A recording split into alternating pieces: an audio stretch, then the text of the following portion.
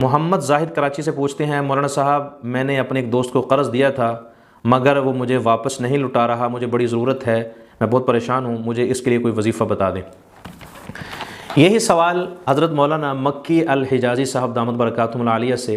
حرم مکہ میں کسی نے پوچھا، وہ جو پرچی لکھ کر حضرت کو دی جاتی ہے اس پر یہ سوال آیا کہ حضرت میں نے کسی کو قرض دیا ہے، وہ قرض مجھے مل نہیں رہا، واپس نہیں ہو رہا۔ تو حضرت مولانا مکی الحجازی صاحب نے فرمایا کہ جو بندہ قرض دیتا ہے وہ بندہ بیوقوف ہے، جو قرض دیتا ہے وہ بیوقوف ہے، اور جو بندہ قرض لے کر واپس لوٹاتا ہے وہ اس سے بھی زیادہ بیوقوف ہے۔ تو انہوں نے یہ بات اپنے انداز میں سمجھائی ہمیں کہ ہم جب قرض دیں یہ سوچ سمجھ کر ہمیں دینا چاہیے کہ ہم نے واپس بھی لینا ہے، کیونکہ واپس جب لینے کا ٹائم آتا ہے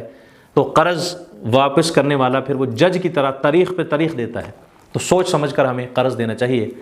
حدیث پاک میں آتا ہے جو بندہ قرض کی ادائیگی نہیں کرتا اس کی یہ نیت ہوتی ہے کہ میں نے قرض ادا نہیں کرنا، جب وہ بندہ اللہ کے دربار میں جائے گا قیامت کے دن اس کے چہرے پہ چور لکھا ہوا ہوگا، اس کا شمار چوروں کے اندر ہوگا۔ یہ حدیث پاک میں آتا ہے، رسول اللہ صلی اللہ علیہ وسلم نے یہ بات ارشاد فرمائی ہے، وہ بندہ چوروں میں اس کا شمار ہوگا جو بندہ قرض لے کر واپس نہیں کرتا اور اس کی نیت بھی نہیں کرتا۔ اللہ کے پیارے محبوب صلی اللہ علیہ وسلم کے پاس اگر کوئی جنازہ ایسا آتا جس کے ذمے قرضہ ہوتا، جو بندہ مقروض ہوتا، آپ اس کا جنازہ نہیں پڑھاتے تھے، معذرت کر لیتے تھے، معذرت فرما لیتے تھے، اس کا جنازہ نہیں پڑھاتے تھے۔ ایک جنازہ آپ کے پاس لایا گیا تو آپ نے پوچھا اس کے ذمے کوئی قرض تو نہیں، اس نے قرض تو نہیں ادا کرنا؟ صحابہ کرام نے عرض کیا جی یا رسول اللہ صلی اللہ علیہ وسلم یہ بندہ مقروض ہے، اس نے قرضہ ادا کرنا ہے۔ آپ نے فرمایا اے میرے صحابہ میں اس کا جنازہ نہیں پڑھوں گا، صلو علی صاحبکم، اس کا جنازہ آپ خود پڑھ لیں، میں اسے معذرت کرتا ہوں۔ حضرت قتادہ رضی اللہ تعالیٰ عنہ فرماتے ہیں، وہ بھی وہاں موجود تھے، انہوں نے عرض کیا اللہ کے پیارے محبوب صلی اللہ علیہ وسلم میں اس کا قرض اپنے ذمہ لے لیتا ہوں، میں اس کا قرض ادا کر دیتا ہوں۔ تو پھر آپ نے اس کا جنازہ پڑھایا، ورنہ آپ نے جنازہ پڑھانے سے معذرت کر لی۔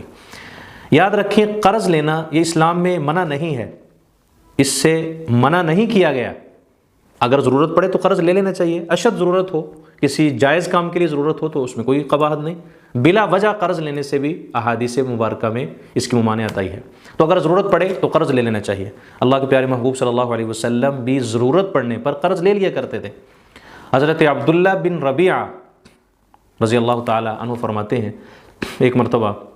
اللہ کے پیارے محبوب صلی اللہ علیہ وسلم نے مجھ سے 40,000 روپیہ بطور قرض کے لیا۔ کچھ دن کے بعد آپ کے پاس مال جب آیا، آپ کے پاس پیسے آئے تو آپ نے مجھے وہ قرض، وہ رقم وہ مجھے واپس لوٹا دی،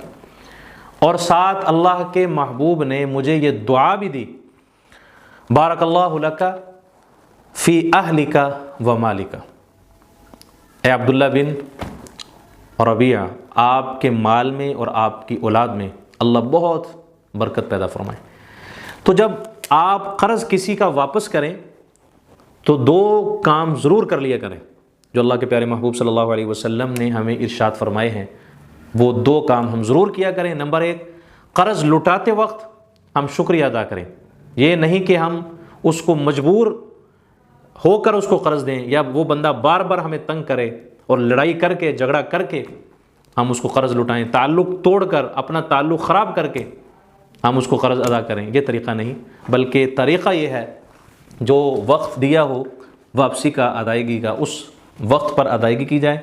اور قرض دیتے وقت ہم اس کا شکریہ ادا کریں، بھائی آپ کا بہت شکریہ، آپ کی بڑی مہربانی، آپ نے مجھ پر رحم کیا، مجھ پہ آپ کی یہ نوازش ہے، آپ کا شکریہ ادا کرتا ہوں، آپ نے یہ مجھے جو قرض دیا ہے آپ کا بہت بہت شکریہ۔ ایک بات تو یہ، دوسری چیز قرض کی ادائیگی کرتے وقت اس کو دعا بھی دیں،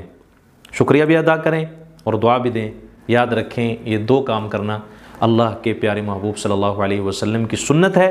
ہم قرض لیں گے،